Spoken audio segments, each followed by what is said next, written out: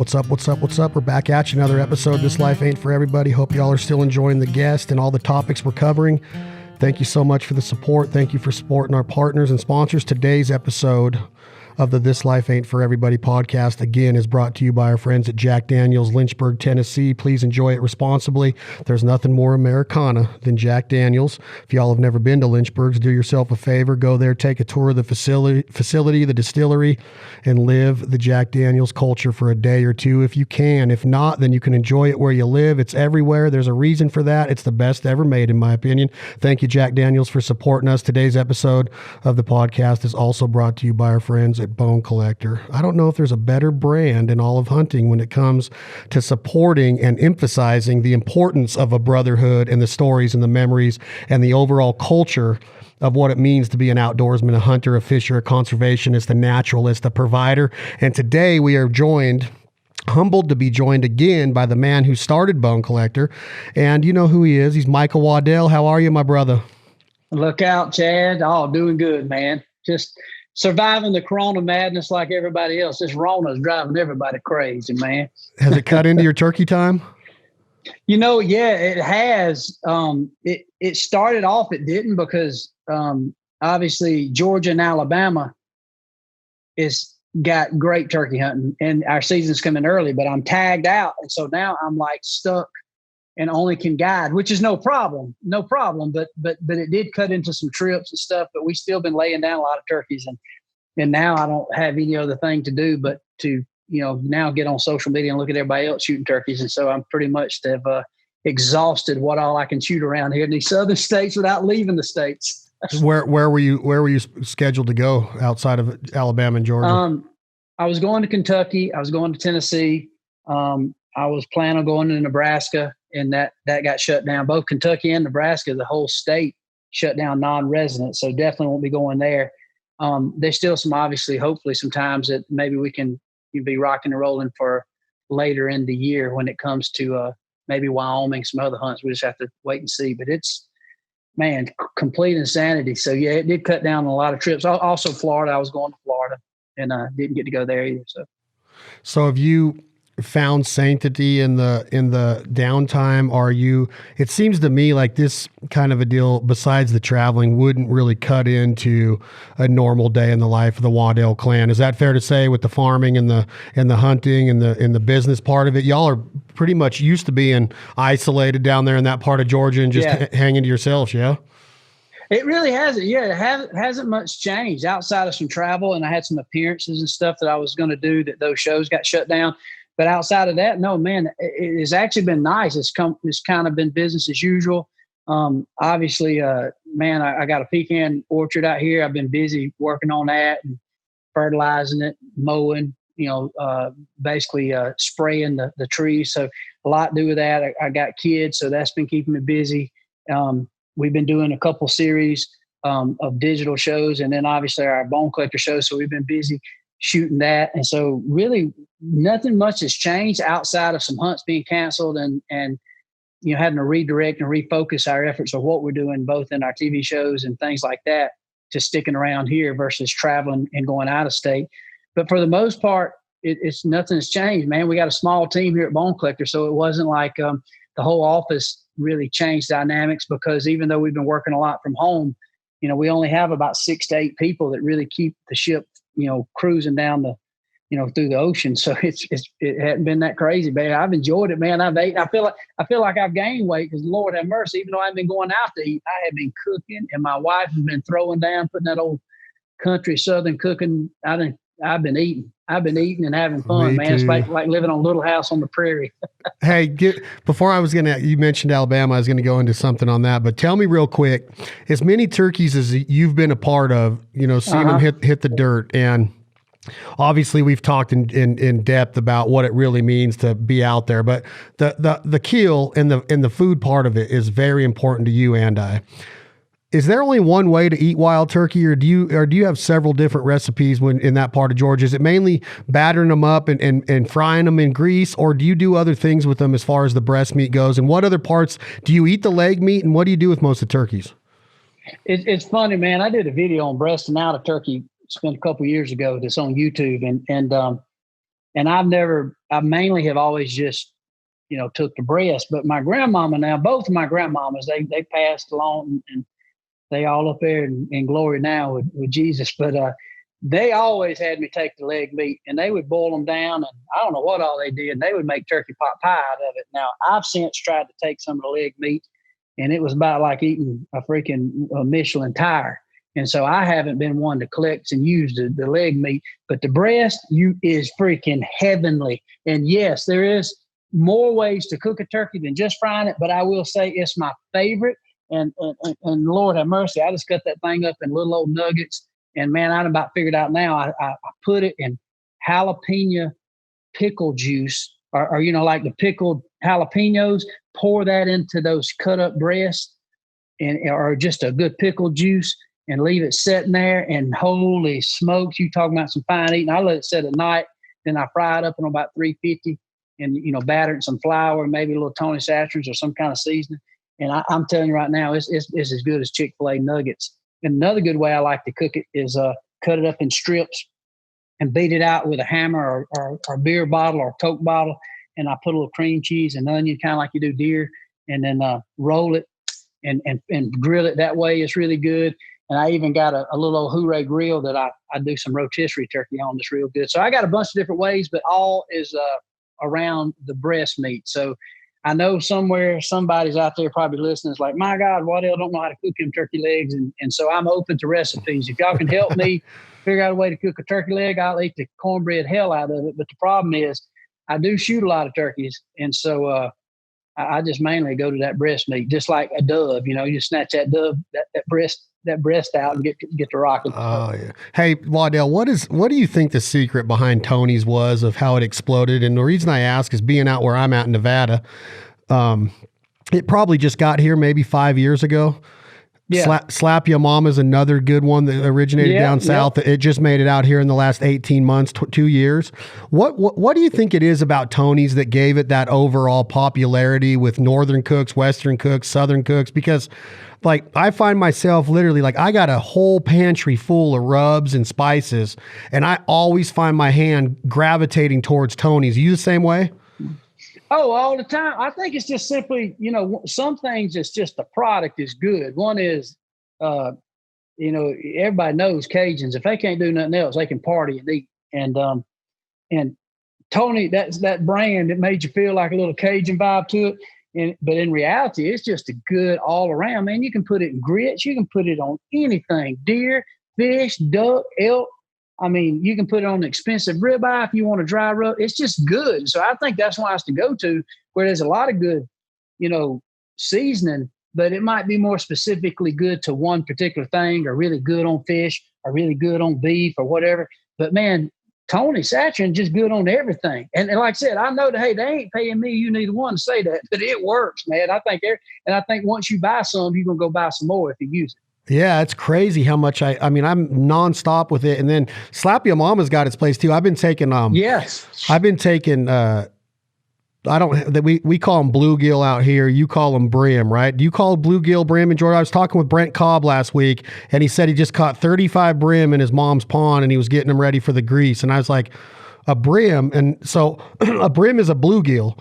That's right. I assume that I do a lot of fish, and I assume that you do also. Are you a big kind of the same approach with all of your fish too, as the grease and the batter and Tony's as well? Oh, hell yeah. We fry. Yeah, I fry about everything. And you're exactly right, man. I take, and they do down in the South, they call them brim. Now it is a bluegill, or it is my dang old cat coming up in here. Get on out here, kitty cat. Go. But anyway, they call them brim. And then, of course, everything's a brim. You got shell cracker, you got bluegill, you got them old hybrids and them Georgia giants. A lot of people stock these ponds, but every fish that looks like a bluegill is a brim. And then, of course, you got we call them crappie. Some people call them crappie. In South, in Louisiana, they call them sockeye, I think it is. And some people call them perch. But so brim is a big staple of our eating. And believe it or not, I've been eating over this quarantine. I've eaten so much bass that it's crazy. Now, everybody thinks about throwing back a bass, but a lot of these ponds and stuff, you can find a lot of these people growing these big trophy fish in these ponds and little reservoirs that they want every fish took out there that's 14 inches and less. In some cases, 12 inches or less.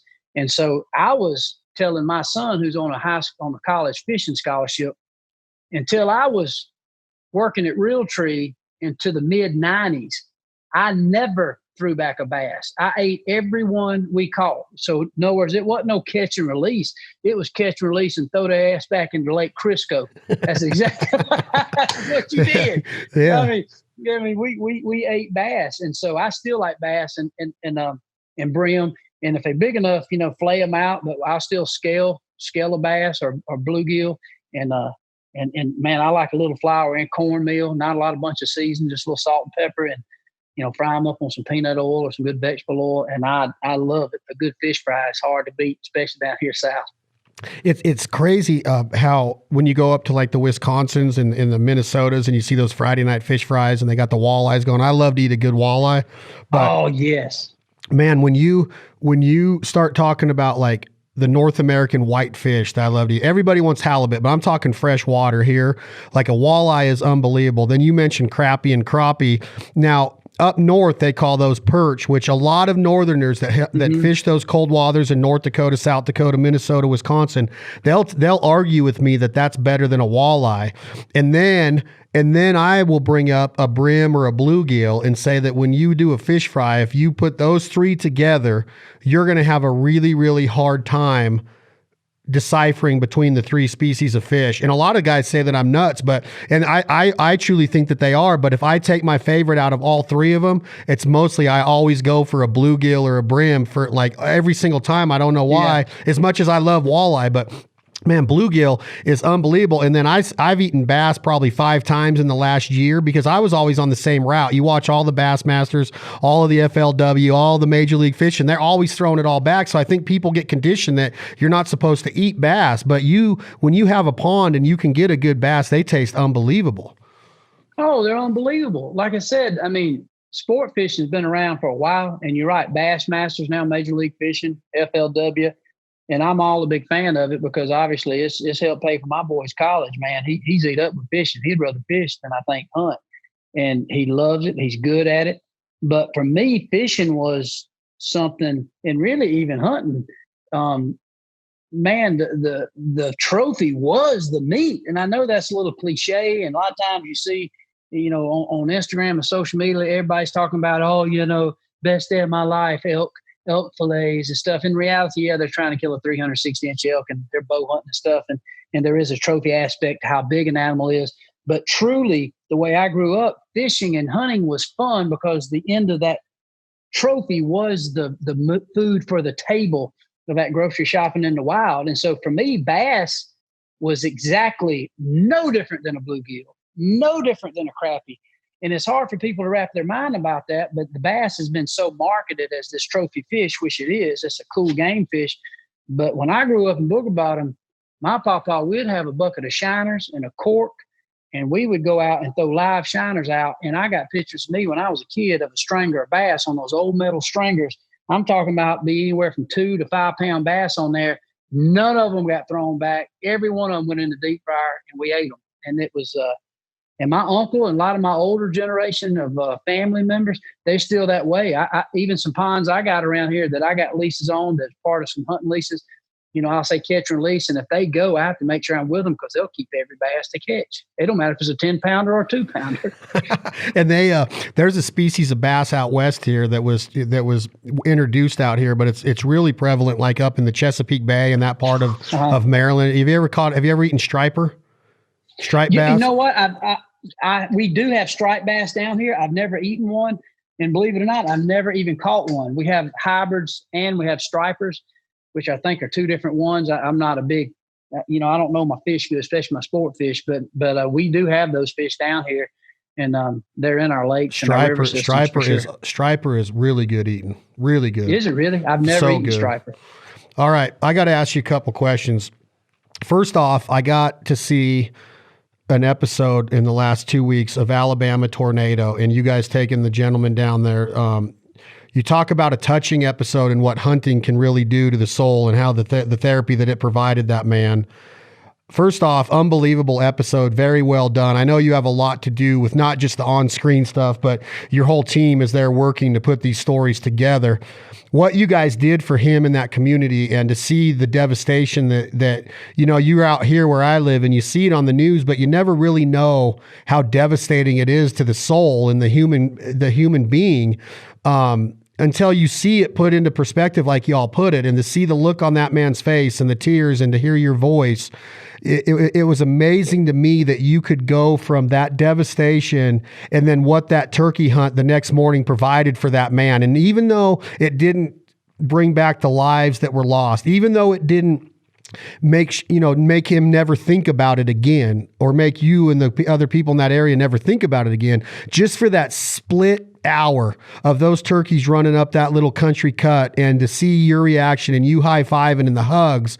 Yes, an animal was sacrificed and a turkey was sacrificed to give that. And that is what hunting is that those animals are so taken care of the species through NWTF, and you're the national spokesperson for National Wild Turkey, and to see it all come full circle, Waddell, of giving back to conservation and raising a better population of turkeys, and then seeing a human life lost through Mother Nature. And then Mother Nature letting human life feel like that again. Isn't that an unbelievable way to think about it? Like what you painted, that picture of what hunting really is, of full circle sustainability of human lives were literally lost in the last 72 hours. And now this turkey is giving up his life to make those humans feel like there is that there is life out there and that we can get through this together. It was an amazing episode. I DVR'd it. I've watched it at least 10 times. And that to me is what Waddell and Mundt and T-Bone and Bone Collector and the Brotherhood are so good at, and we are so lucky to have that. And I'm not saying that to go rah, look at Michael, but that is an amazing thing to be able to do for America and show them that. So kudos to you, brother. Well, thank you, man. First of all, thank you for acknowledging that and seeing that, because it is kind of strange how in that particular episode, the first part of it is talking about Mother Nature and the environment of being outdoors and how these tornadoes rip through, in this case, Bessemer, Alabama. And I have a lot of friends only 20, 30 minutes from where I live in Georgia, because I live right on the Chattahoochee River. So my clock actually on auto even goes to Alabama time where I live. That's how close to Alabama I am. And so I got a lot of friends and brothers and sisters over there that feel like to me. And so to see that devastation, but it hitting around the same time as turkey season, which Alabama has great turkey hunting, and me going over there and hunting, in this case, with Brother Rusty, who is, kind of leading the charge in that Alabama shelter, using their church and their congregation as to help facilitate supplies, help facilitate, psychological situations and homeless and different things that had happened after those tornadoes turned through, and see everything he was pouring and giving back. And along with the people in that church and that community rallying together, we had a chance to take him turkey hunting, to give back and to give him just a little bit of excitement. And so it is funny, because I even see that a lot in this coronavirus. It's so easy in tragedy and tough situations, whether it's a situation like these tornadoes or in this coronavirus. So many people, and the only frustration that I have sometimes in people's mentality is they latch on and let the Velcro stick only to the negativity and the doom and the gloom of a situation. Now, I haven't lost anybody personally, Corona. I didn't lose anybody personally in those tornadoes. So obviously that can flip that situation as to being mentally strong to get through those circumstances.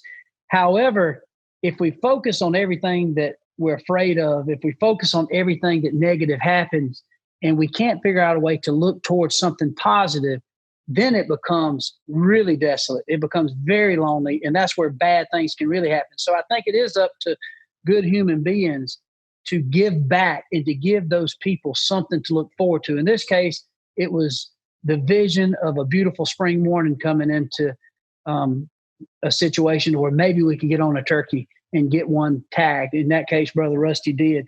In this coronavirus, it could be maybe the fear of all this going on and losing somebody, but just somebody else outside of their internal family knowing that there's love for them and there's care and their support. So I think in a situation like that, it's just those small tokens of positivity, and that we will get over this together, that we will push through. And it is crazy how spiritual it becomes, to where how Mother Nature and the good Lord can give it and he can take it away.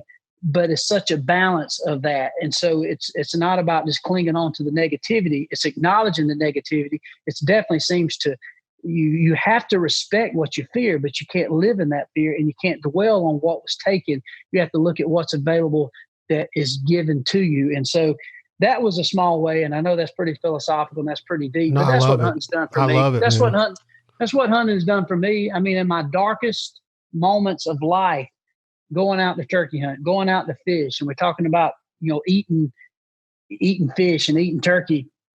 All of it is something that gives back to us. So those are tiny things. It's not going to get you over immediately a death in the family. It's not going to get you over losing your home to a tornado, but you add those little elements to other little positive outcomes and solid friends and positivity in your life. Slowly you start to crawl, then you start to walk, and then you're back running again. And then as soon as you're back in a good glide and you're running the marathon, it seems life and Mother Nature will give you something else. So life is full of challenges, but we can't focus on just the negativity and the tragedy. We have to focus on what's after this, what else is out there. And so for me, hunting has always brought me back down home to that positive, steady situation that helps me overcome obstacles, whether it's something like these tornadoes and having a chance to know friends and families that went through it. And maybe it's having a chance to bring them over here to Georgia.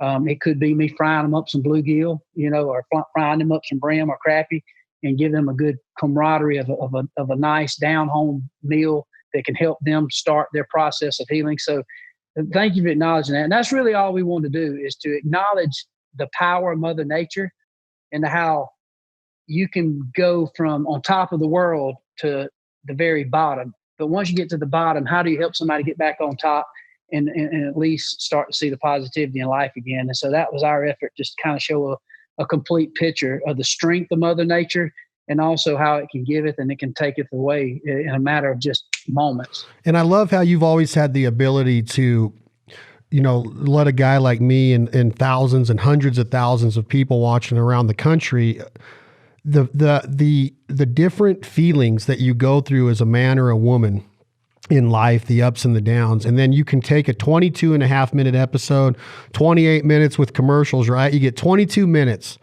to let us feel the emotions, and think about the emotions of, first off, the whole deal about Bo Jackson being at the Squirrel Classic in Bessemer, Alabama, is where Bo Jackson, Vincent Jackson, was born, 1962. He's my favorite athlete of all time, and I know what he's doing for the, the tragedies. And then to see hunting put you and Bo Jackson together for a picture and a selfie, that kind of stuff is part of this emotional thing that I'm going into. But you roll up and you literally are looking at headstones of in the memorial crosses of the people that just lost their lives. And then you go on a high when you hear the gobble. And then you go into the anticipation of, are we going to get him? And then you go into the compassionate part of, like, we did kill a turkey, but we respect the resource, and we are there for those turkeys at any given time throughout the year. Michael Waddell and the crew were there through NWTF and conservation efforts. And then you go right back into the consoling of human being on human being, of saying, Brother Rusty, this is for you. Thank you for what you're doing with your time, and dedicated to the people that are going through all of these hardships. And so all of that roller coaster of feelings and expressions and all of the things that a human being goes through in life is being done right there in 22 minutes of a turkey hunt in Alabama with these country boys that are just down there doing what they do. And to me, that is so cool to be able to see that of the give back of what hunting provides. Rusty will never forget it. The community will never forget it. You'll never forget it. And the thing is that you get the ability to go do it again. And that's what you were put on earth to do, is have this voice and this platform to be able to do that. And some people can look at it like, well, Waddell can kill as many turkeys as he wants. And that's not what it's about. With or without Bone Collector, you're killing turkeys. This is just a way to show life and how important and how therapeutic the outdoors truly are. And that's what I got out of it. And every time I watch it, I'm just like, man, to know what is going on here is so much bigger than being a talented turkey hunter, because there's a lot of people that can kill turkeys, Waddell. There's a lot of people out there that have the ability. Absolutely. You've been given this gift to show people, like, look what we can do through the outdoors and through conservation efforts and through hunting.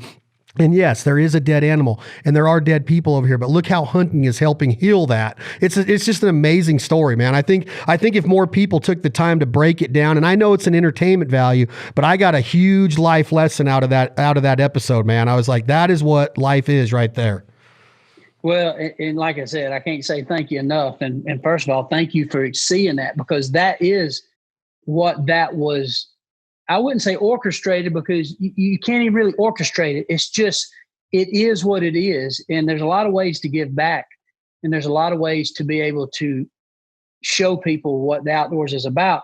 But I think it goes so deep. Like I said, I'm very philosophical, and I know you are too, man. I think deep. I look at things not just at the surface. I look past that a lot of times. And for me, that's what the outdoors is. And even I keep going back to that situation, which was a tragedy that Mother Nature unleashed. Just this past Easter Sunday, we lost 26 people around the South. Last night, it's been like every Sunday night, we've had a crazy tornado outbreak. We had quite a few last night.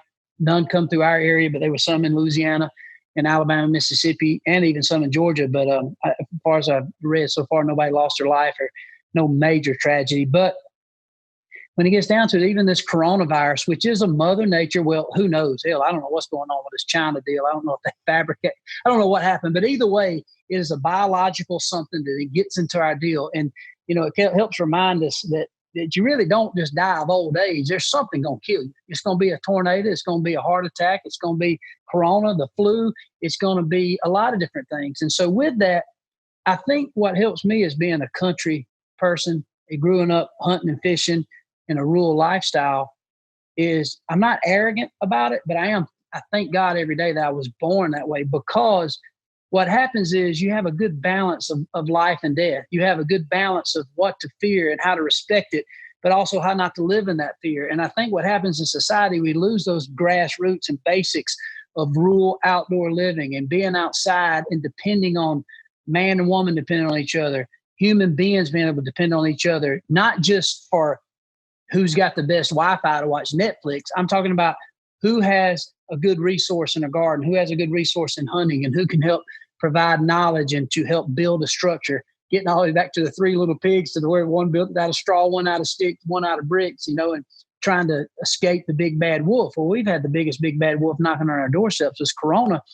But at the same time, there's a lot of things that can kill us. Something is going to kill us all. We venture out in the turkey woods. You got Lyme disease. You got the flu. You got hundreds and hundreds of thousands. I don't want to be inaccurate, but I want to say it was nearly 1 million people a year die of heart disease. You had, I looked up the other day, I think there's 500 people a year that die falling off ladders. So in reality, you got to respect all these things that can kill you, but you can't live in that fear. And when you live outdoors and you accept that you're out there and you're learning how to live off the land, you really recognize what the good Lord give us to use, but you also realize real quick what the good Lord that can do to take away. And you're not sheltered by any circumstance, one or the other. And I think sometimes if you barrel up and live in concrete and steel, and like some of those people experience in New York City, when you're in that apartment and you're living just on electrical situations and indoor plumbing, in which we all have, thank God we even got it down here in Georgia, you start to think you're immune to any disaster because you lose that connection. You think you can take it upon your own hands to protect yourself, but you realize if you're an outdoorsman, if you're a rural living people, that you don't have control. And the number one thing that kills people, they think they have control. And Corona and and these tragic natural disasters let you know we have no control, and you have to surrender that. And when you surrender that you don't have that control, that becomes spiritual in itself, and it helps you realize, the good Lord above and the story of Jesus and the whole 9 yards, and it all comes full circle. So therefore, I'm definitely afraid of Corona. I'm definitely afraid of a tornado. But in the end, good Lord, when it's time for Waddell to go, he's going to check me out. I'm just going to live responsibly, respect what I fear, but I'm going to live life, and I'm going to do what I can do to give back while I'm on this earth. And I don't know if any of that made sense, but for me, that's the deep value of understanding the outdoors, understanding Mother Nature, understanding our renewable resources, whether it's a brim or crappie or bluegill or a turkey or deer or an elk or a duck. It comes full circle, and we're still not in control. But these things that the good Lord control, they're given to us to use as his renewable resource. But at any given time, he can unleash a fury that is unsurmountable, uncontrollable, and sometimes we can't escape. And so in those situations, it's up to us as human beings to help lift each other up and give us the strength to rebuild, to give us the mental capacity to know that there is light at the end of the tunnel. And so when you connect all the dots, there's not one thing that fixes all, but it's a multitude of a lot of different things and a lot of different emotions that help everything kind of continue on its path, for sure. Yeah, I think it'd be really cool study to see what the human brain, or like what Michael Waddell's brain and your heart. I think it'd be a really cool biological scientific study to figure out what level and how many different emotions your mind goes through on an experience like that day, or that 72-hour period when you were putting together an episode like that, or even when you're in New Mexico with the Indian reservation and know that, where their history and their ancestors came from, and now you're sitting there learning their ways, and then you're hunting their land. Or I could go back and relive a ton of different Bone Collector road trip episodes, but it'd be really interesting to me to be like, Michael Waddell's mind is experiencing this turkey charging him, but what are you really thinking about while that turkey's running in? And I think what you just explained, and when you made that remark or that comment, like, I don't know if that made any sense or not. It makes perfect sense. And I think that that's what that study would show, Waddell, is like, this man is literally like a hunter. He has a skill set that is specific for this, of being able to find a turkey, match his instincts with that turkey, and bring that turkey in and completely reverse Mother Nature, and bring that gobbler to the hen, which in Mother Nature, the gobbler brings the hen to him. And look at how skilled he is. But during that, I don't even know if you're thinking about those skills or what you learned. You're thinking about what you just described, of what that turkey's really doing, and all these emotions that continuously go through your mind, your soul, your body. And that's what hunting is that people don't get that part. The pull of the trigger is just so minuscule to what really just happened to the body. It's an outer body experience. It's an inner mind experience. And to me, I get like goosebumps, no pun intended, thinking about that. And when I get to watch it unfold with you guys, I think that's why you acquired the fanship that you did throughout this country and other places in the world, is because you're able to do that. And it's so much more difficult than it seems that people think to show that. And that's what I would really like to know, is like the Waddell level of emotion of what it does. And you just described it. That's what it does. Your kids were raised in it. You're thinking, man, my son's on a scholarship. This guy just lost friends in this tornado. But all of this stuff is going through your mind. And at the same time, this turkey is charging you and closing the distance. And you're sitting there going, Brother Rusty, this is on you. Brother Rusty, this is on. Boom. And then all of a sudden you got to jump up and you're like, man, can y'all believe this just happened? And then it's a totally different set of emotions right there. So that's what hunting does to me. And I can tell it does it to you. And I think that in a way, that's why you and I have a connection, because I see it in you and I live through it weekly, to where TV's TV. I can get something out of TV no matter if I'm watching a stand-up comic or a boxing match. But when I get a connection like that, that's a different form of TV to me, and that's a different form of life. So I don't know if that makes sense, but that's kind of where I was going with that episode. All you just said is so amazingly true. And I think what happens so much of the time is people do over-evaluate. They overthink a situation. And sometimes even when it comes to hunting, people try to put animals on this huge intellect with a human being. And so in reality, when you think about, and I keep going back to Corona, people freaking about this Corona because it takes away so much of their typical living. But in reality, if you think about it, in this case, there's a lot of human beings that are out there that are surviving. They're trying not to get sick. They're trying to have enough food and toilet paper. And they're trying to find enough happiness and not arguing with their wife and get along with their kids and all these 9 yards. I'm about to sneeze. Hold on. but they're trying to. Lord have mercy, there was 7 people running out of Dollar General when I sneezed here.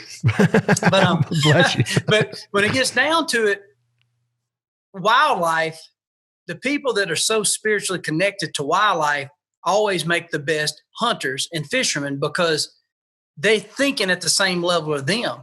This wildlife ain't thinking like humans, and humans can't think like wildlife. So we a lot of times think, oh, this deer and turkey, they did this, or this decoy, this duck saw my decoy and he was thinking this or that. When in reality, these ducks or these deer or these turkey, their flood of emotions and intellect is not quite like us and how we think. They're not trying to build a high-rise building and try to figure out how to get heat and air and trying to figure out how to get Netflix on and to stream it fast or how to be on the next podcast. They're either hungry, horny, or trying to survive, or cold or wet or whatever the emotions are. So they're trying to survive. So this situation that we've had in this biological warfare and this corona has helped people realize, quit worrying about all these things you can't control. Control the controllables. Try to get along with your wife. Try to, put some structure. Maybe teach your kid how to ride a bike in this time. Maybe just slow down. Turn off your phone. Don't worry about it. You know what? In one way, the curse is also a blessing. You don't have to go to work. You don't have to worry about things as much as you used to. We will survive. You will figure out a way to get past it. Will things be catastrophic in some ways? Possibly. Whether it's a loss of income, there's a lot of things can happen. But sometimes us humans forget that we can survive so many obstacles and you get weak-minded. But when you're thinking about a turkey, say, at those same level, he's not sitting out here thinking like, oh, man, I bet Chad and Michael are at the farm this morning. And that's Chad. Yep. And I think that's Michael. They're not thinking that. They woke up thinking, I don't want to get beat up by the big boss gobbler. I sure would like to breed today. Man, I wouldn't mind getting a grasshopper out there. And outside of that, that's about it. And they don't even think that deep. And so all we got to do is, how do we manipulate this particular turkey who's trying to survive the elements, to be selfish? They're not worried about the things that we worry about as humans. Just the other day, my wife shot a gobbler out of three turkeys that come strutting in.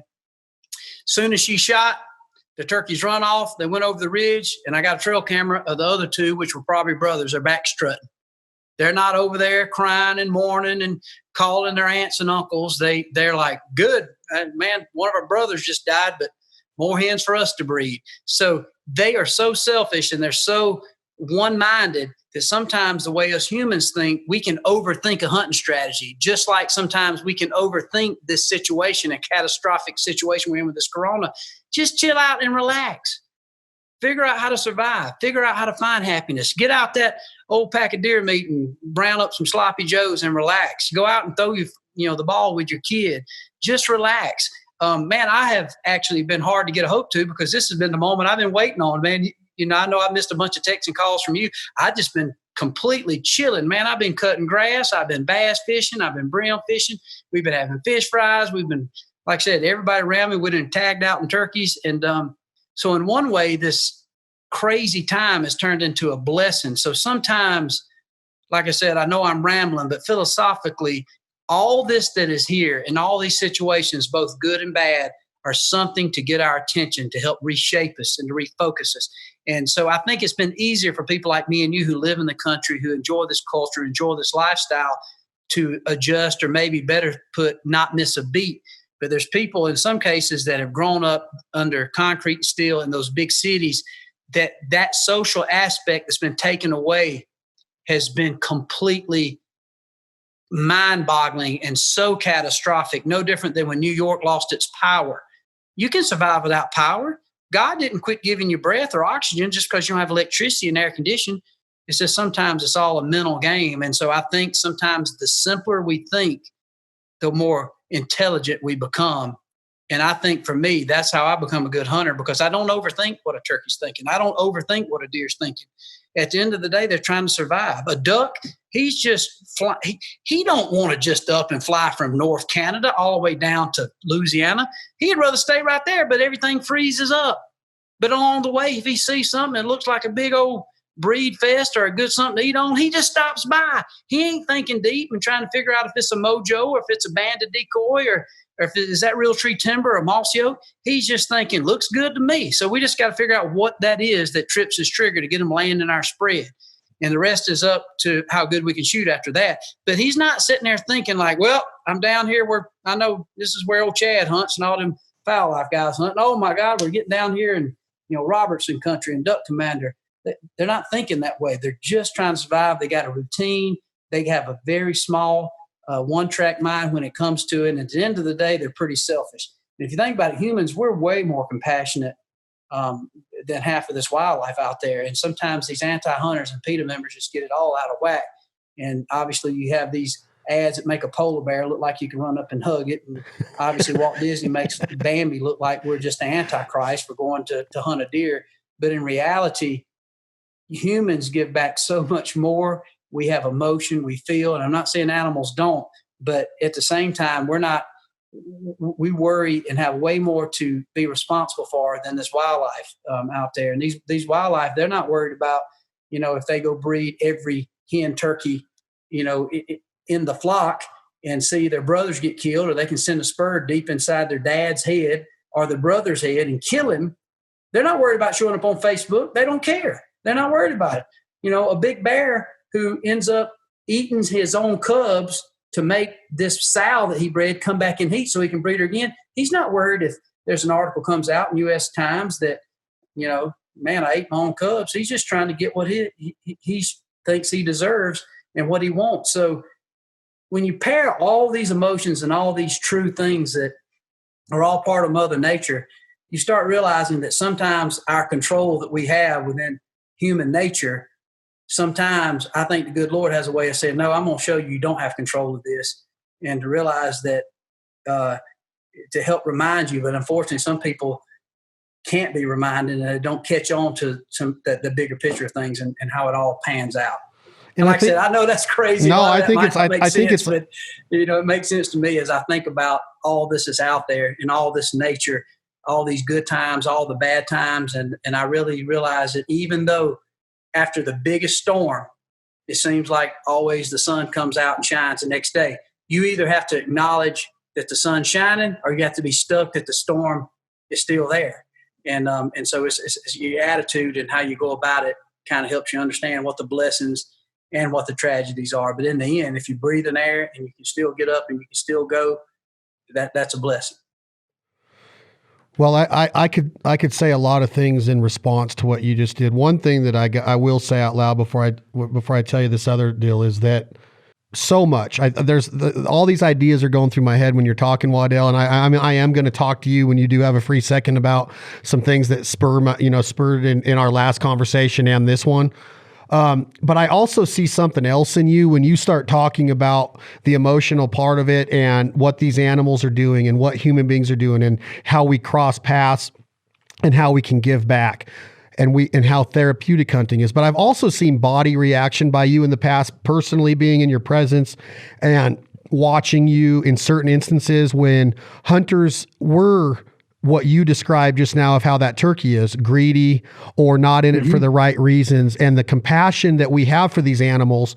There is a right way to do it when it comes to the ethical and the legal part of this. And I would venture to say that if there was a camera on you 24 hours a day, that you would treat animals and the harvest the same way that you would if that camera wasn't on you, or if it was, if the law was looking at you, or if the law isn't looking at you. Obviously, you're in a lot bigger light. A game warden would love to take Michael Waddell down.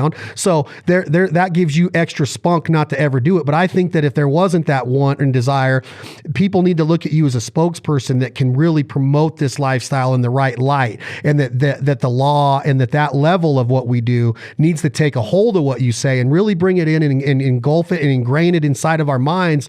And where I'm going with that is that you do not respect when laws are broken and when hunters are giving other hunters in this very special culture and lifestyle a bad rap or a bad name or a black eye or even a slight bruise, because all it takes is one cut and then two come and then three come and then four come. The next thing you know, we're dying of 1,000 cuts, as my buddy Scott Mueller would say. Mm-hmm. And I've seen your body language, Waddell, of when you hear of this or witness it and see these reports that come out on hunters, and you shake your head like, why? We're given this ability to do this and go match our skill set up. And we're putting these animals on such a high platform that You're going to tell me you're going to kill a 130 and then a 170 is going to walk out and you're going to forget about the 130 over here and lay this one down too? Like, that makes no sense. If you live by what you just said, that thought would never come into a hunter's mind. Do you agree with that? 100% agree with that. And first of all, desire a lot of times is what can make us do wrong. So I would be sitting here and be lying if I said that I had never broke a game violation, or I haven't been greedy, or had that desire to cross that creek where that turkey's gobbling, and I know that my land stops at that point. But it's just my love and passion for the game. But you get to a place to where you can't cheat it. You can't cheat it.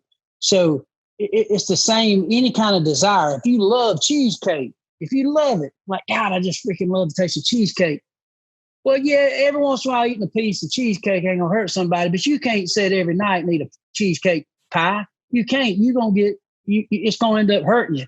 And that's the same. So you have to balance that desire. So if you love hunting like we do, whether it's duck, deer, elk, man, yeah, you on a hot duck shoot or you on a good dove shoot, your limit's 12, say on dove, or 16, depending on what state it is, you have to know, stop. You got to stop. You got to have that self-discipline. No different if you're married. You can't run around on the next, pretty girl that crosses your path. So there's a lot of little things in there. But when it gets down to it, you're exactly right. You have to respect and approach it from a standpoint of your desire is around the hunt. It is a culture. And so what happens in the hunting industry sometimes, even what they do wrong isn't just in their desire to shoot one more. It's the desire to shoot one more as how they feel like that will put them in a place in society as the way they're viewed as a hunter, thinking that 170-inch deer made them better or above the person that's even becoming their fan.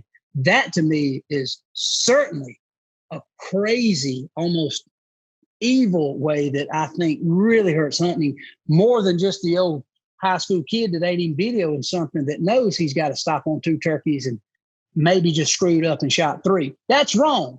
But he did it out of desire. Nobody knows it but him, and maybe he stopped it there and he said, I'm good. But if you're trying to kill that 3rd turkey for a personal gain and a fan, or to sell another game call, or to try to hopefully pull the wool over somebody to make them think that you're a little bit better because you got this one on video and didn't get the other one, that is really bad news. And unfortunately, we've had some of that in our industry. And you're right. You don't do that out of sincerity. You do that out of desire of something that is way bigger than just killing a turkey or killing a deer or an elk. That becomes something that is a void that you will never feel in just shooting one over or shooting 2 or shooting or doing something illegal. That's something that's deeper than just being a bad hunter. That's something deeper, in my opinion, a flaw in that personality that needs some deep psychological evaluation and help, because they just they can't stop their drive and their desire to fit in into this society or a culture to where they can cling to and be respected.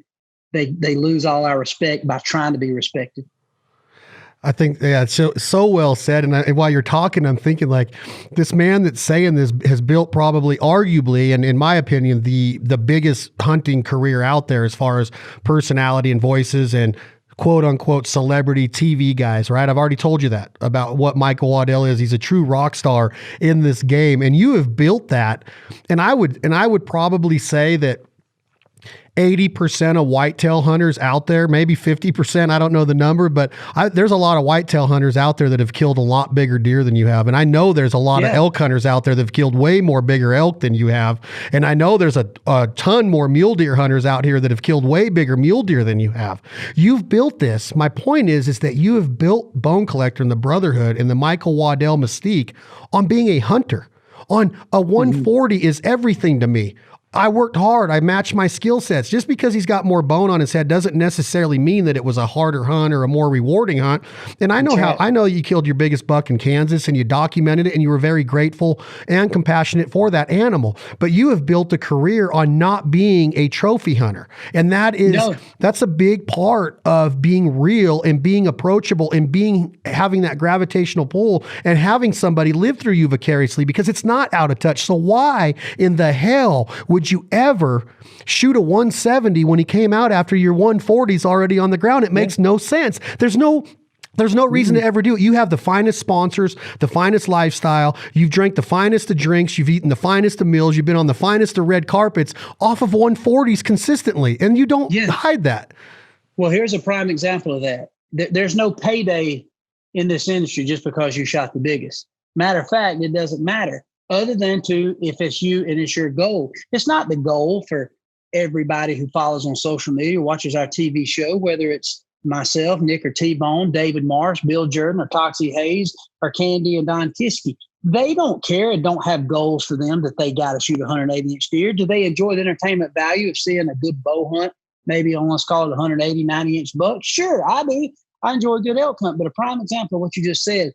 So I have been so blessed that the personal trophies I've shot to where I put a tape measure on those animals and they scored a lot.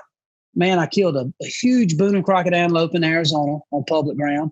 I ended up, my biggest elk was a 379-inch elk that I shot in the Gila National Forest, bow hunting on public ground. I ended up, and not that public matters because I never marketed DIY or public or private. It don't matter. It's just, I had fun doing it. The payoff was personally, it was a cool victory for me, but it wasn't necessarily a victory for the people that Michael Waddell killed a 378. Hopefully, it was entertainment value to it. The biggest mule deer I ever killed was like 204 inches. So I've checked off on these lists. I had got huge, nice Pope and Young and Boone and Crockett animals in all these categories, but I never was even really chasing it. I was chasing the thrill and the fun and praying that maybe I could in this process, whether it's public or private, maybe I knocked off my PB. Maybe I knocked off a personal best. But in reality, the show goes on. The entertainment value, the passion, the sincerity, the legitimacy of that show and that hunt was just the same, whether I killed a 260-inch bull with a bow or that 378-inch bull with a bow. And so in reality, people, once again, lose perspective on that. The personal trophies that you shoot are exactly that. They're personal. It does not matter to the public, in my opinion, outside of the fact it is nice seeing a 10-pound largemouth bass get caught. It is nice to see what it's like to see a true 400-inch bull in the wild coming up on a bugling and get within 20 yards of a bow hunter and to see how they react. I'm not saying there's not entertainment value in it, but the world doesn't change for you or me or for anybody out there just because they shoot, a large animal. Now, maybe you shoot a world record. There's enough attention around it where marketable, you're showing the deer, but it's still not about the people or person who shot it. It really is about the animal, not the person. And so you're attached to this animal that therefore gives you some recognition. So I think people miss it. If people just focus on the fun of the hunt, concentrate on applying some goals that they have, whether it is a big animal or it's just to fill a freezer, and just stick on that. But don't do it because you think it's going to impress somebody else. That's the problem. They're trying to impress somebody else when in reality, those goals should be focused on what it does for themselves and to create something that gives them something to look forward to, not necessarily as a viewer. That's just my opinion. No, I think it's a great opinion. And I think that if you look at it with that little guy that's sitting behind you, and by the way, very well behaved. He does not move. He does not move. What's up, buddy? Look at him. He's farming. The feeling that you get when he pulls a brim out of the pond is comparable to that elk bugling at 9 yards. And that's the emotions of a hunter, is that you let that affect you the same way because you're in it for the right reasons. It's not going through the motions and be like, hey, I'm just going to act like a dad today and let my little boy pull a thing out so I can get an Instagram picture. That is the wrong way to do that. And I've always had this weird feeling about last time we talked about, I mentioned The Rock a little bit. And I've always asked people, like, why do people have to validate everything in everybody's eyes of it? A country music singer the other night, that him and his wife are making masks. I'm not going to say their names. It doesn't matter. But I think it's great that you're making masks, but does the whole world have to know that? Or just, can you send those masks without? And then when The Rock goes to St. Jude's, do you have to get a picture with the kids in their bed and then show that to the world? Is that real? Can that just be internal to you and just be very personal to where you can go and do something without the world, without it looking like it was a media piece or a promotional deal to elevate your brand more? And I know The Rock's heart is in the right place, and I'm not saying that he's not doing it, but does everything have to be so based on the amount of horn you kill, the number of inches, the amount of fish you catch, the biggest pile of geese? It's the, piles make smiles kind of attitude. And I look at it like, that kid behind you pulling out a brim is going to put the same expression through your heart and soul than that 390 bull will. And it's hard to get people to understand that or to get them to accept that answer when in reality, that is the truth. So why does everything have to be? I bet you've experienced thousands of experiences through this quarantine that you haven't put on the Bone Collector Instagram because you don't need it to drive. You don't need it to drive the brand. It's just the nature of the beast. Some things have to go on there to keep the brand going. That's your livelihood. That's understandable. But isn't there any sanctity in just the experience anymore, and to where it doesn't have to look like a Rah-Rah Deal? I get it why you would put it up there, but I think that you're the kind of human being that experiences so much that you're just like, that's all I need, man. That brim coming out of the water, I don't need to ever go on another elk hunt. Really, that does it for me. Absolutely. Well, I'm going to tell you, man, if you really want to go deep, and it's funny, man, I know people listening or watching are like, holy cow, Chad and Michael are like, this is like a psychiatric or psychology 101, but it is that way. And like I said, man, it's kind of like I saw a little quote the other day. My wife shared it with me, a true love story. And when you do something intimate, or you share these moments, or whether it's a love letter, or it is those very special times in a couple, they're not for anybody else. The value of that is to have between you and this person. And so it's not for the world to see. So the best love stories are for those in that story that they have, just them two, not the world. Same in hunting and the same in situations. But unfortunately, I think we're in a time to where social acceptance, and I think society's always had a play on everybody's emotion. However, when you're doing things to share, to impress others, you take away the blessing of what it means to you. And what I mean by that, going to a good concert, man, whether it's a good Motley Crue concert or Brent Cobb, whoever it might be, now nobody even goes and attends the concert because they're not even there. They're looking at it through their phone, videoing it immediately so they can Snapchat it, immediately so they can share it. So I'm not saying that it isn't quality that you can share that experience with a friend or society to show, look how fun this concert is. But when you're obsessed with not even enjoying the value of this concert because you're more concerned about the value it has to making and showing that you're there, then it takes away and it robs the whole experience. The same applies for hunting. That the day of just going out. Now, a lot of people listen is like, well, Waddell, what do you mean? You and Chad video everything to share. But I'm not trying to share to show you my personal best. I'm trying to share, and my true heart and soul is in the fact that look at the joy and fun that I truly get from it. You too go capture it, whether you video it or don't. I'm just videoing it because I want to sell the culture of what I love and means so much to me. I still look forward to the day when I go hunting and there's no cameras, and that moment is just between me and that animal, or me and my son, me and you. If it's a good knocking down a bunch of geese and like, that's one of the best goose hunts ever. Who will remember it? Do we have anything or picture to share it? No, but it's always right here. It's always right here in our heart and soul.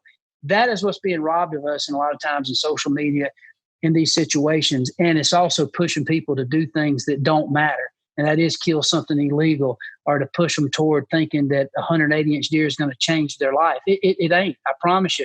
The biggest deer that I got on my wall that anybody listening is up there right now, dead as a bag of hammers, collecting dust. It means nothing. Maybe there's some Chinese man over there right now that grinded up and used some horns as aphrodisiac. Maybe you can make a knife handle out of it.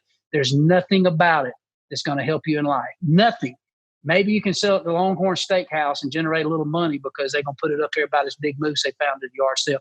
Outside of that, it's just a cool memory. Does it mean something to you? Should it mean something to you? Yes, it should. But is it going to change the way I look at you? No, not a bit. I'm just going to say, wow, that was awesome. That's a big buck, man. Congratulations. If that guy turns around and says, well, dude, hey, man, I'll wear your bone collector hat and take a picture with him and pay me $10,000. That means nothing. I'm like, well, what did you do by taking this trophy that helped sell more hunting licenses, that helped other people pursue not just to kill a deer like that, but to make people want to go hunting just to shoot their first doe?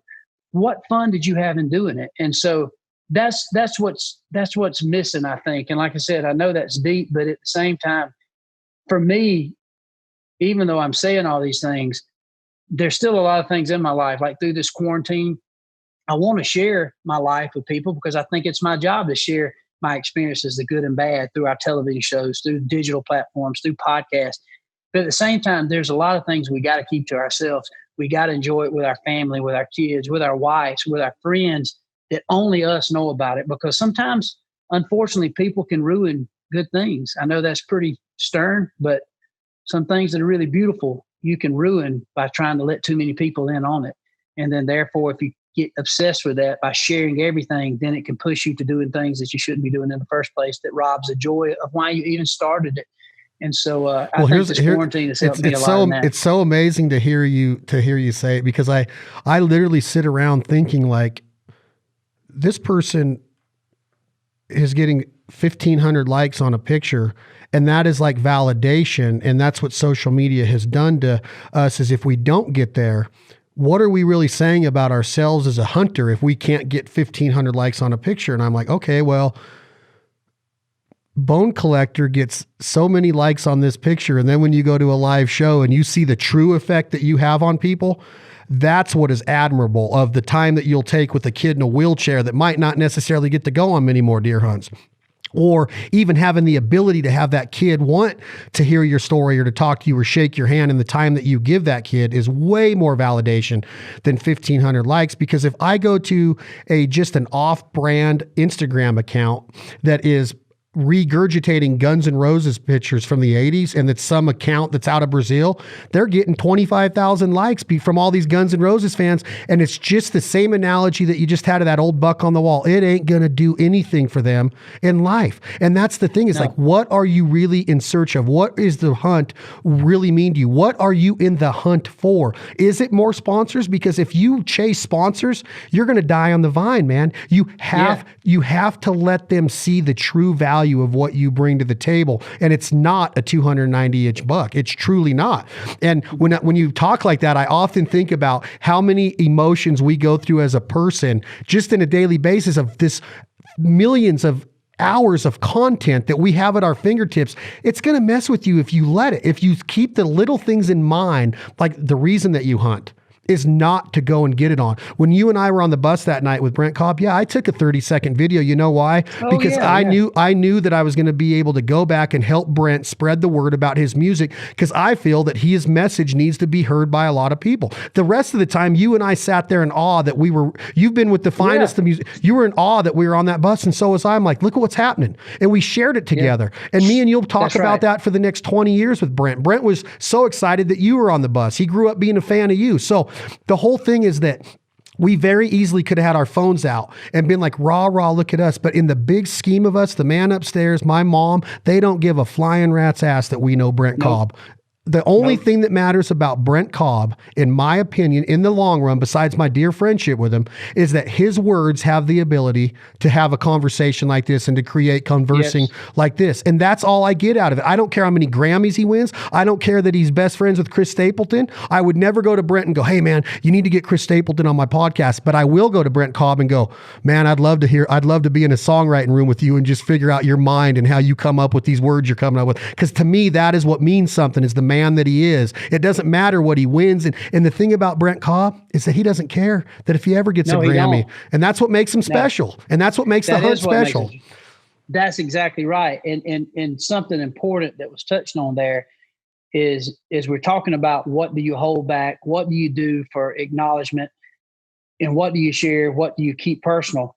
Well, that's a prime example. I do believe that, it says in the Bible that Lord, and I'm the worst at quoting scriptures, but, to those that much are given, much is expected. So I do think in design, if it's you in this waterfowl, if it's me in turkey, if it's Brent and songwriting, I do think there is a responsibility to share these abilities, not necessarily in your ability to how to, man, I just shot the best. However, there is a place for that. There's people I look up to that consistently just can go to Iowa and even Georgia, and they consistently shoot animals. And I'm like, wow, how are they figuring this out? I want to learn from them. I want to understand and pick their brain of, how are you doing this?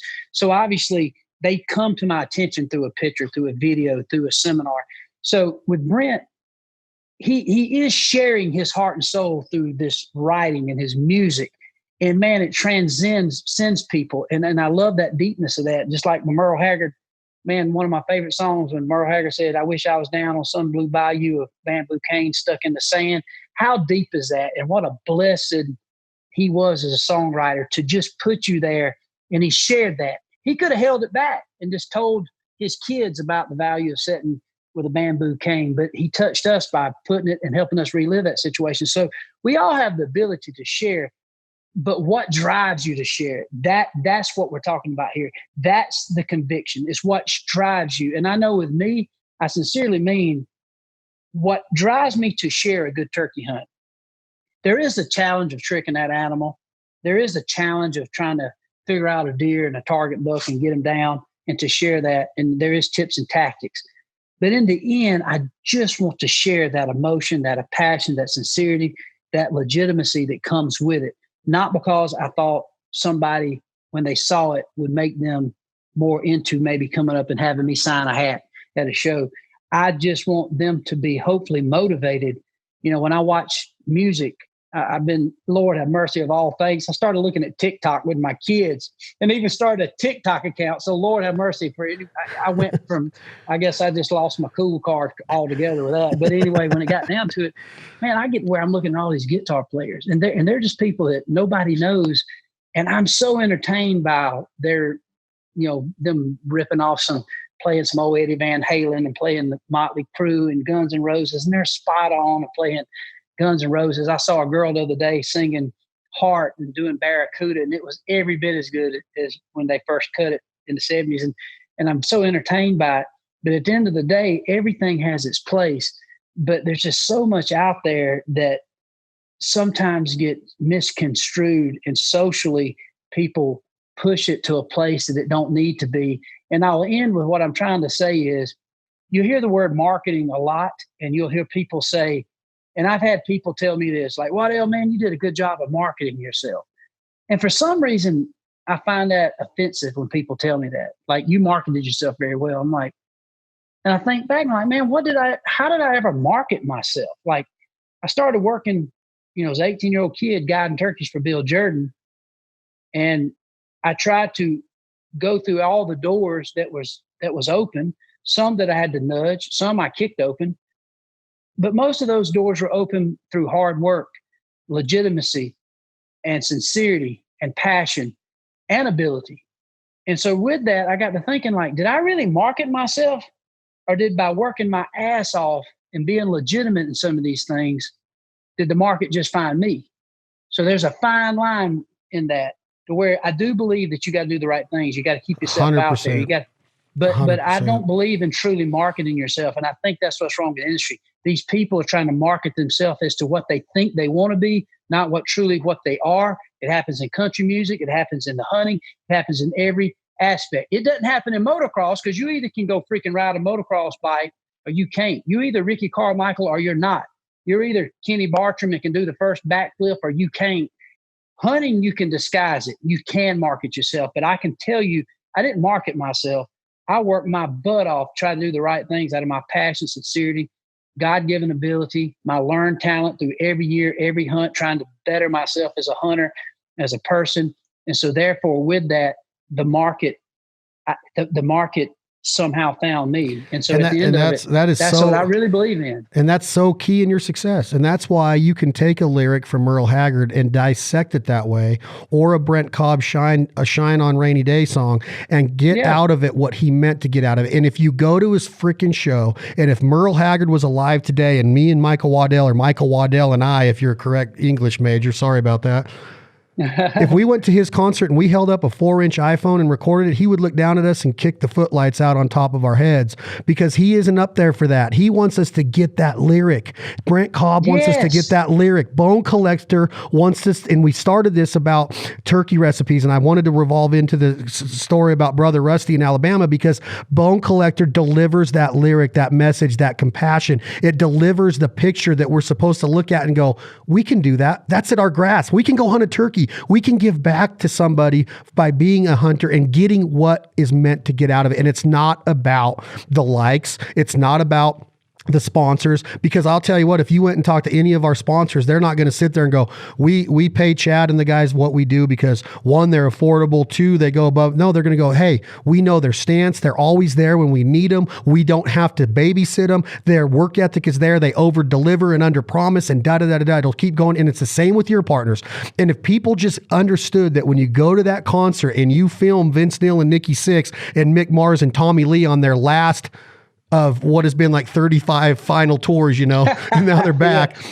They don't want you there to get them another video because that's not going to make Shout at the Devil or Livewire or Smoking in the Boys Room sell any more copies. I'm just simply saying that there is a reason and a majesty to being there in life and getting something out of it. Now, you touched on it. In the business, yes, we do have to share some of that. And that's what we were put on earth to do. We have a platform to be able to do it. So if I can take a 15 or 20 or 30-second video of my friend Brent Cobb's song and I can get it out there to where I feel compassionately about it, because I could do that with any song on iTunes right now. I could record some of it and press out, hey, listen to this. I do it with the ones that hit me here. Like when you talk, it hits me here. When I watch Bone Collector, it hits me here. I don't want to go out there and just overgeneralize that every bit of music hits me like that. Every TV show hits me like that. Not even every one of your episodes have hit me like that. But the point is that it does, when you find that silver lining of what the song means, what the lyric means, the blue bayou and that cane in the sand, there is so much into that. It is not meant to just record and put down on Facebook. If you get it, you're marketing it for the right ways. Merle didn't need me to help him market his music. I was behind the times with that. Brent Cobb doesn't need me to market his music. When it hits me that way and I can find some kind of validation in putting it out there, I'm simply saying, guys, hold on to what's here. It's right in front of us. It's not normal to hear this kind of stuff. Take out. It's not normal to see a TV show like that. Take more out of it than Waddell just killing another turkey. There was way more in that episode, just like there was way more in that Merle Haggard song. Don't do it for just personal gain, man. There is a lot more into this, and what you are always talking about, that your ability and my ability to get out and say, hey, enjoy the hunt. Enjoy the bounty. Go full circle with it. Be a provider. I mean, you're growing almonds. You're eating almonds. You're farming. You're sustaining all of this for wildlife, for your family, for many generations to come. Look at it like that. Don't look at it don't look at Michael Waddell through a 4-inch screen on Instagram and be like, oh, I get him. I'm just going to like his picture because he's the best turkey hunter in the world. Or Michael Waddell just selling more Realtree. That's not what it's about. And I wish that you could get up, and this is where I was going to go with this, is I wish you could literally get up and Tony Robbins style a speech like that. And I truly feel that if you held a seminar series, a national place where you went to 5 or 6 cities and you did it not on how to kill a turkey, but on why, and here's what we just went over, the seats would be full and they would come out of there going, gosh, dang it, man. We got that's the right way to look at things. I'm so glad that I sat down there and looked at the reason why we're in the seats that we are. And there's a reason why Waddell keeps evolving with the times, generation to generation, because the truth and the reality is still there. It's still being real and the legitimacy is still there. You're not a fake. And I think that if people took that out of what the song is about or what the post is about or what the movie or the TV show is about, and it wasn't just about rah, look at Michael Waddell calling another turkey, because there's a lot of people that don't have a Bone Collector brand or show that can call a turkey as good as you, and you know that. Absolutely. And that's the first part of it, is that you've never tried to be the best. Even though you're a champion turkey caller, you've never once showed that. So it doesn't matter. That's not what you're trying to get people to take out of it. And that's not what Brent's not trying to get a sold out show out of it. He's trying to get the lyric out. And your lyric and your songwriting is the ability to show what you did for Brother Rusty. So that's long-winded, but it comes full circle of what you're supposed to take out of this episode. And if you're just taking the kill of that turkey out of it, that's fine too. But don't judge Waddell just on his ability to kill a turkey. Look at what the silver lining of the story of what Bone Collector is doing for people all around the world.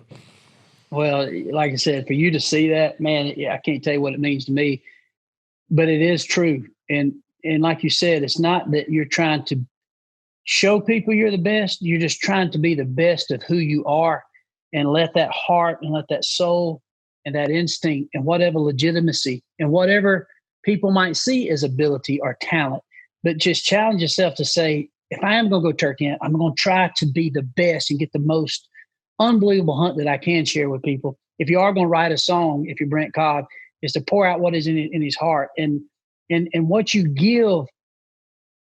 If you're waiting for just a pat on the back, you're always going to be disappointed. And And one thing, I'll tell a story. So, we touched on a little bit, in our first podcast. My mother passed away when I was 16. She got leukemia. It was, man, so tragic when everything happened, because my dad was the breadwinner. My mom was the backbone of the family. We had foster kids. We had all these things going on. Well, my mom got very sick. So during that time of sick, we had no insurance. And so basically my dad, we almost lost it all. We didn't have any money, didn't have a way to pay medical bills. My mom's basically dying. She did pass away of the disease.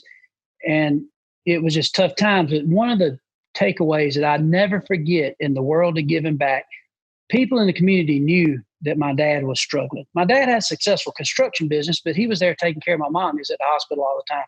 And these bills were crazy. I mean, we were blue collar. My dad, we didn't have insurance plans. My dad was self-employed. It wasn't like we had an employer or health benefits and stuff like that. It was just my mom was sick. She needed care. She's in the hospital. We'll figure out how to pay for it later.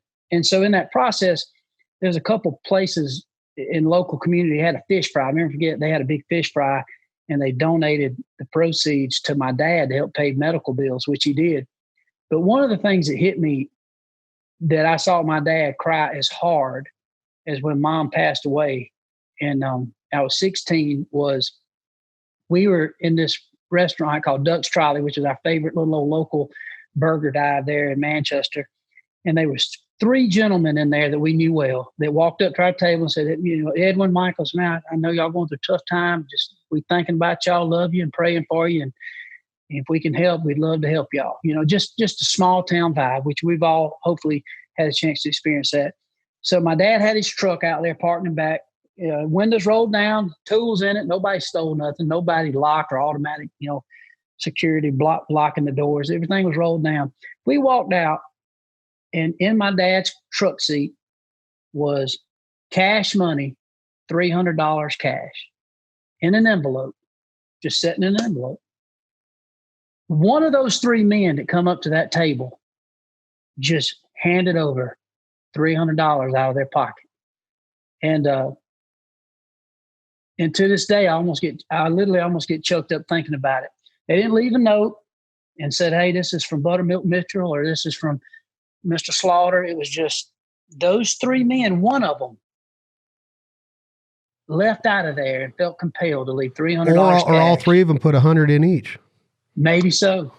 And to this day, I remember thinking how special that was. But I'd also like to think that whoever did that glory and how they felt walking out of there, how they must have felt. They did that for us, and they did that for something for themselves, that they were in a place they could do it, whether it was all 3 of them, whether it was one of them. And I'm going to tell you something. If nobody's ever done that, there's been a couple times in life I've had a chance to do something similar to that no press or no nothing. And even talking about it, I guess, is a little bit of press. But if you do it, you'll be overcome with joy. You'll be overcome with emotion. And I never get one time, it was Christmas time, and always in the back of my mind was that moment that somebody did that for my dad or my family or us.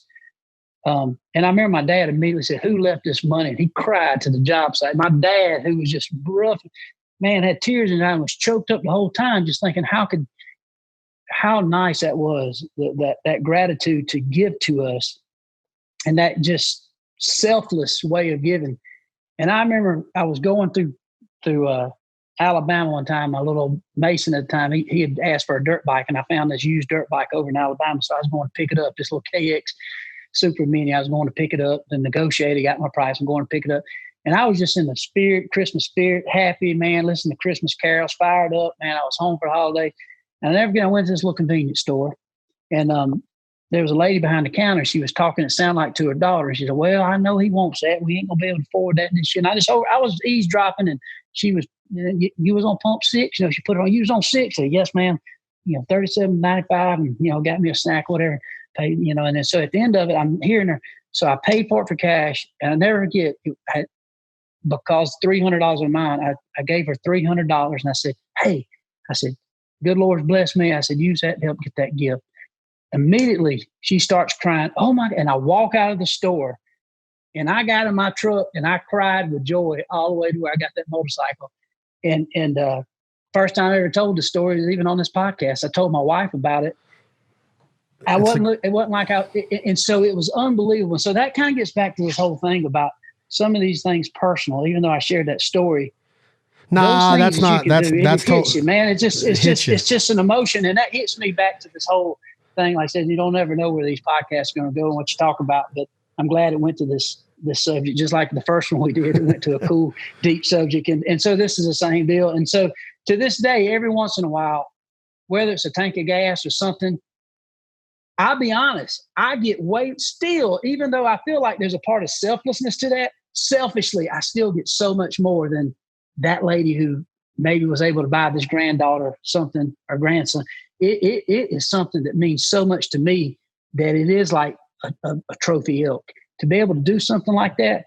And I think it's just a self check every once in a while. We can do stuff like that. And, but I learned that through people giving without marketing. They get the people. That's so, it's so freely. Perfectly said. It is. They didn't do it for a pat on the back. It's so perfect. That's exactly why I was asking. Is today's world, somebody would have had their hand reached into Edwin's window with their other hand on their phone, taking a selfie of putting this money on that seat and trying to get validation that way. When this quarantine first happened, before they shut down everything, I experienced kind of the same thing. This old boy was in the gas station, convenience store.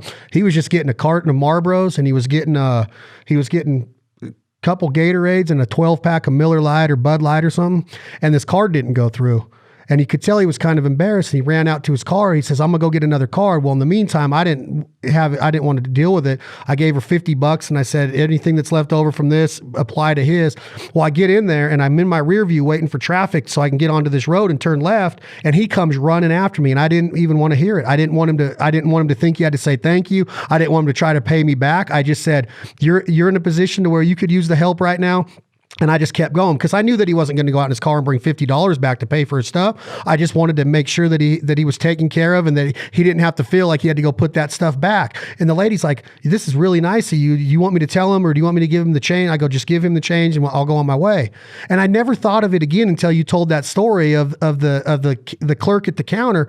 That is what the silver lining is the compassion, is that we don't have to tell people about that. I didn't even think about it for another minute. I helped the guy out, and I know that if it's meant to be, it'll come back to me tenfold in the future. And that's not why I did it either. It's not a rah-rah deal to where you're like, man, if I kill this bigger buck, I'm going to get a lot more sponsors. You completely take what that deer walked out into that Clover Field for. He come out there for you to enjoy him, not for you to get another sponsor. It's so that if you think about it that way, is that you don't have to go to a children's hospital and take a picture with a kid that's going through hell and his parents are going through hell and validate. Now, if we tell the story and we document what Ronald McDonald House does on a national TV platform, and we can get more people to reach into their pockets to bring more clean blankets and more brand new toys for these families that are going through hell, then that's what we were, like you said, that's our responsibility. And I take validation in that. But I have many experiences on that level that's not even shown on the TV show that I have so much out of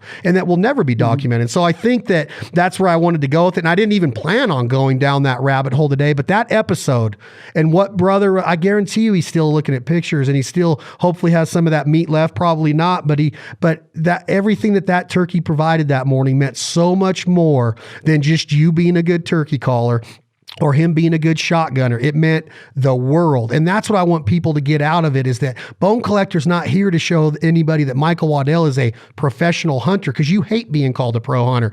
It's here. It's here to take it out of what you want and to get validation of, this is why I'm a hunter. This is why I'm a conservationist. This is why I'm a father. This is why I'm an uncle. That's why we're watching it. And that's what that episode does. It gives you the ability to be that guy that reaches into Edwin's window and give $300.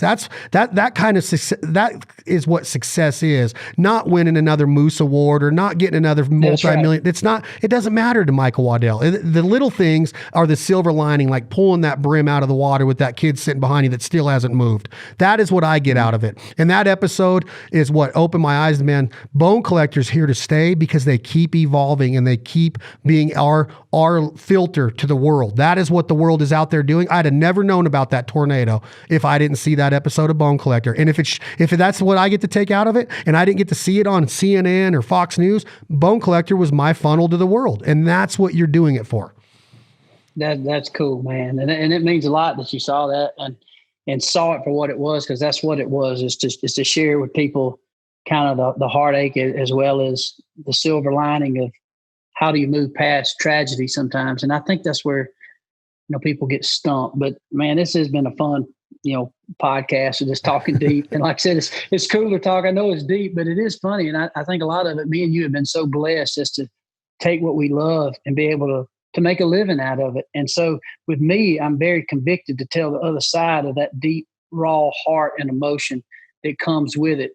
And I don't say it out of insecurity, but I do want people to know me deeper, both the good and the bad and the mistakes, as well as the, a lot of times people think it's all about sharing your success, but I think a lot of times, sharing your failures help shape you. And I'm thankful for my failures, as crazy as it sounds, because that helps me better to be suited for the success that could come. And I think it's so deep when you start looking at all this and these shows and it all combined together. The world is very similar. We all have ability and talents. We all share.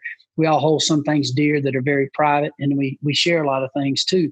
And so there's a balance between all of that. But at the end of it, there's so much to be thankful for. Even in the darkest times, there's so much to be thankful for. And I know I certainly am. And I've just been so blessed to have so many friends in this industry and people that I've met at these shows, to have a chance to truly show one of the most perfect things, and that is hunting and fishing in the outdoors and the renewable resources that's out there, and this God-given right that we've all been given to take care of ourselves and defend ourselves and to use his resources to help get us through these tough times. Even when they might not be the best cut of ribeye steak, we can still go find a squirrel, a rabbit, a duck, or turkey, whatever it is. And so some of the best blessings are right in front of our face and we never see it. And so I do hope in this time of madness, truly, hopefully the only pandemic we ever see in our lifetime, like I said, none of us living on earth has ever seen anything like this. It's happened before, but you're talking,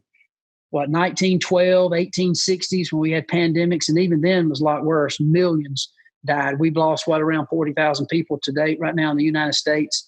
If that number isn't inflated, I'm not saying it is, but if that number is accurate, but I hope we never see anything like this again. And, but in this chaos, there's still a lot of silver lining to what I think is going to happen as it applies to America, as it gets into our spirit, as it gets into what we see when we look outside and hear the wind blowing or a turkey gobble or a little old wood duck come whistling by. There's just so much out there. And so I hope people realize that my conviction is knowing that I certainly know how blessed I've been and the support I've had along the way, and kind of telling this story, the story of the outdoorsman, the story of the conservationist, the story of the hunter, and really that guy that's simple, who just wants a little old garden, who wants to, have a wife and a kid and a little pink house on the hill and some little grass to cut and a couple tomato plants out there to make a tomato sandwich with, in the summertime. That really is something to be celebrated. And that type of living is something that's simple, but oh my goodness, is it so rewarding. Well, man, I'm proud of your success. I'm proud of what Bone Collector's become, but more importantly, I'm proud of how you are with your kids, your wife. I'm proud of how you are with the fans in the line. I'm proud of how you are with the Indian reservations and our Native Americans. I'm proud of how you were with Brother Rusty. I'm proud that we get the ability to turn that TV on one time a week and watch the world funneled down through you and Nick and T-Bone's eyes, and to know how humbling it is, how humbled you guys are, how willing you guys are to give, and how you guys never turn your back on anybody. You've lived a great life, and it's because of vision and entrepreneurial spirit and hard work and work ethic and taking care of others. And all of that stuff can be set aside just for the silver lining of being able to treat people the right way and to do things the right way when the camera's not on, because you understand what it takes, to that compassion, because of what those three men did for Edwin that day in the little cafe there at your burger joint, and when you were going through hell when Mom passed away. So I've been there. I look up to you, brother. I appreciate you being here again. I want to do it again. We always figure out a way to get a little philosophical. One day maybe we'll just do a fun one and learn how to cut up on a turkey call. What did you think of that mouth gobble on that diaphragm call? Dude, I loved it. Sorry I hadn't a chance to answer your challenge, man. That was awesome. By far, no kidding, that was the best part of your calls. I need to work with you on your hen calling, just like you need to work with me on But that That's why I gobble was did pretty it. darn spot That's on. that's why I did it. You ended with your strongest call, and that was that gobble. You got to leave the Sure best in enough. the judges' minds, man. You got to let them judge something good. You know, you don't That's give it all right. away. Well, Michael That's Waddell, right. good on you, brother. Get back to the tractor. Tell the family hello. I'll holler at you, and we'll get another one coming. I want to talk to you about some other things, and when the pandemic's over, we'll get together and have a cold beer and tell some stories. Sounds good, buddy. All my best, man. Y'all stay safe. You too, Michael. Tom, this has been another episode of This Life Ain't For Everybody. Please hit that button. This is Leith Lofton. What you gonna do when the money's all gone? I'd rather be poor living off in a hole, rich as hell without a soul. Life on